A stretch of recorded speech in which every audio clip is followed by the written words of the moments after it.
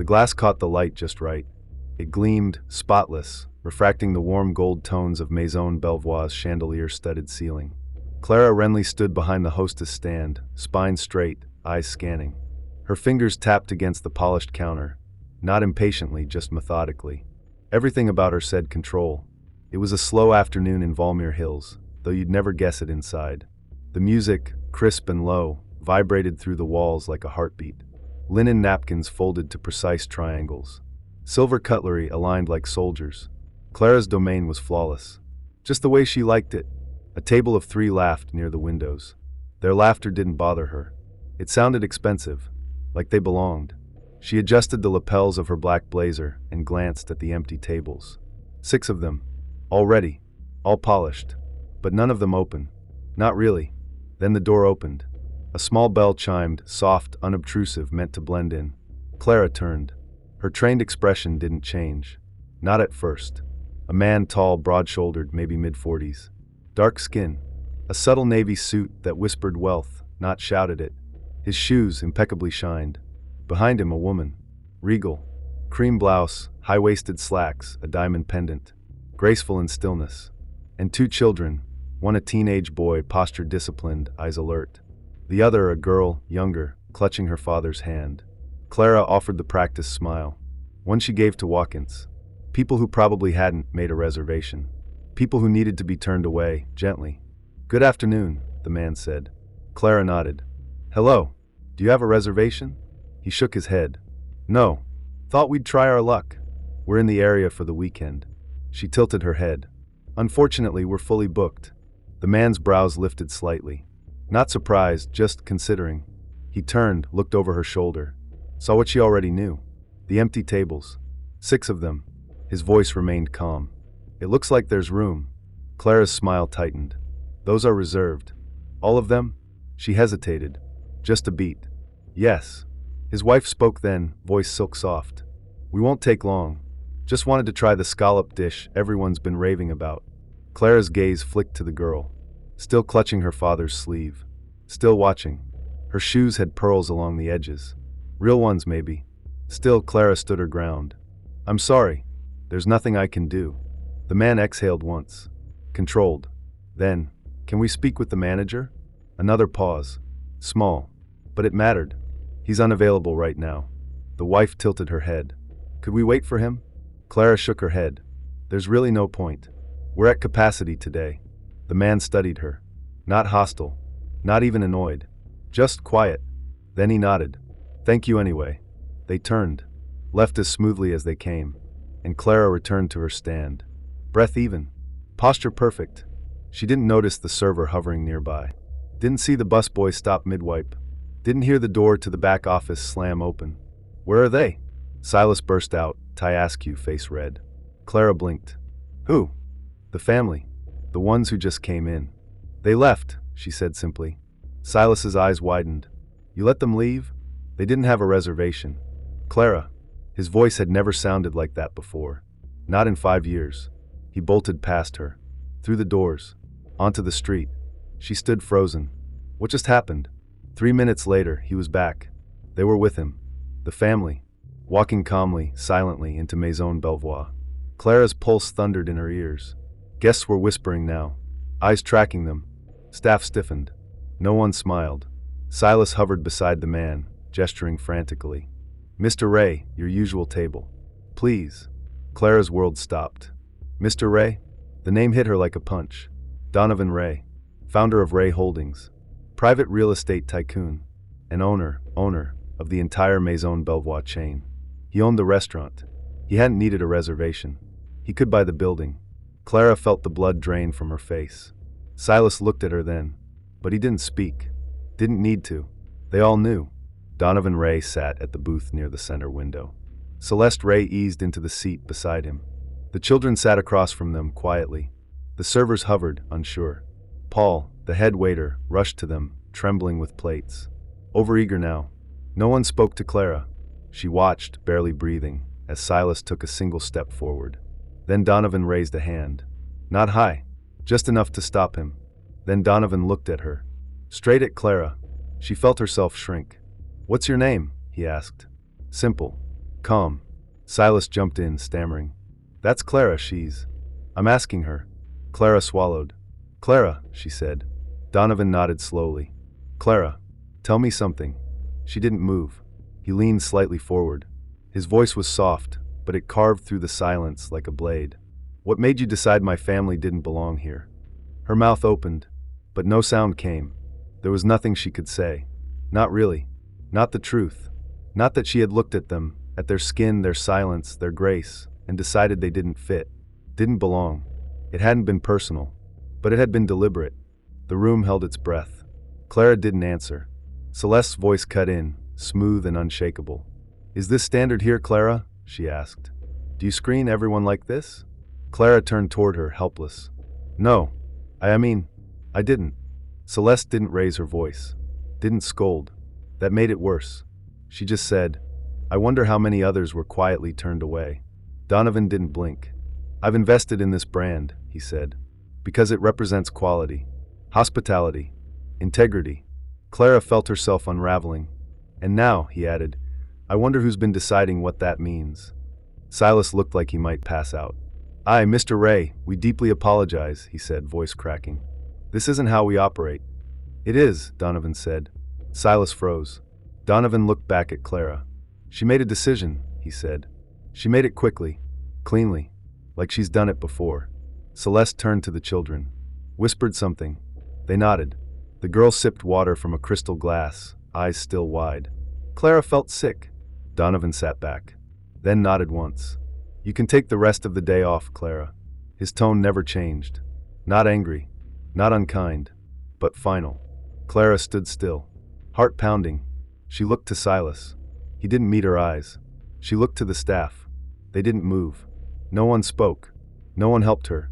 She had ruled this lobby like a queen. Now she was nothing but an echo.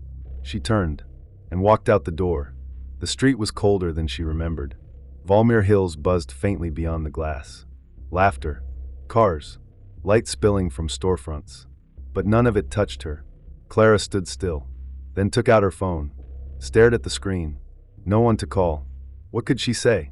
That she'd been dismissed, not because of a mistake, but because of a belief she'd carried for years? A habit too deep to see clearly. Her hands shook. She sat on the edge of a planter box, knees weak. She thought of Donovan Raye's eyes. Calm, steady. He hadn't yelled. He hadn't needed to. His silence had been louder than any speech. She thought of Celeste, the quiet precision of her words, the control, and the way their daughter had looked at her, not with fear, but with disappointment. A slow, rising tide of shame swelled in Clara's chest. She wanted to scream, to defend herself, to explain, but there was nothing to say. This hadn't been policy. This hadn't been protocol. This had been her, and she couldn't run from it anymore. The door behind her creaked open. She turned sharply. Silas. He looked worse now. Defeated. Pale. He rubbed the back of his neck. Didn't speak for a moment. Then he sighed.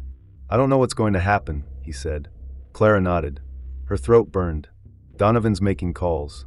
The words dropped like stones. Is he? She started, but the question died. Silas didn't finish it either. They both knew. He gave her a glance, not cruel, but not forgiving either. I told you, he muttered. Be careful. Then he left her there. Outside. Alone. Clara closed her eyes, and for the first time in her career, she wondered who she really was. Not the gatekeeper. Not the image maker. Just a woman who thought she was better at hiding her bias than she actually was. And now, she wasn't hiding anymore. The door slammed shut behind Clara, the sound echoing like a final verdict. She stood motionless on the sidewalk of Valmere Hills, the evening air thick with tension. Her mind raced, replaying the confrontation with Donovan Raye. The weight of her actions pressed heavily on her chest.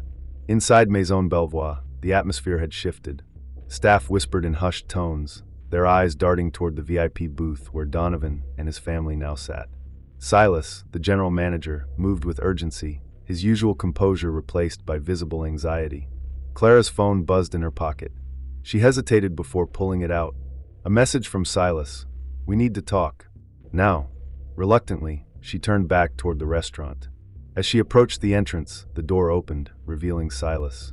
His face was pale, his eyes filled with concern. Clara, he began, his voice strained. Donovan wants to see you. She nodded, her throat dry. Together, they walked back into the restaurant, the once familiar surroundings now feeling foreign and cold. Donovan sat at the booth, his expression unreadable.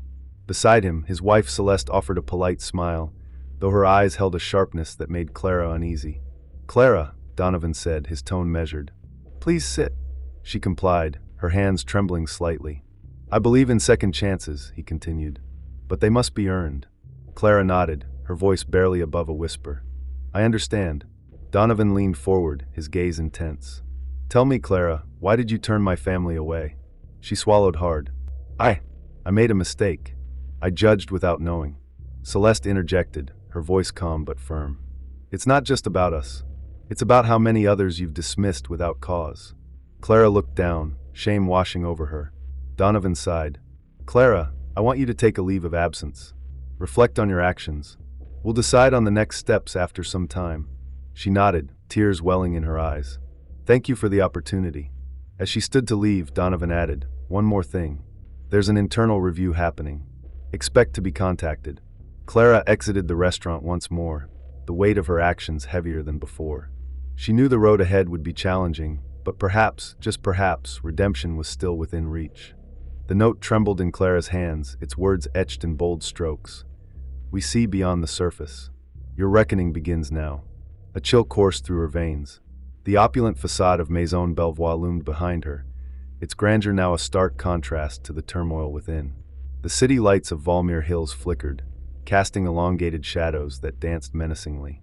Clara's footsteps echoed as she moved away from the restaurant, each step heavy with uncertainty.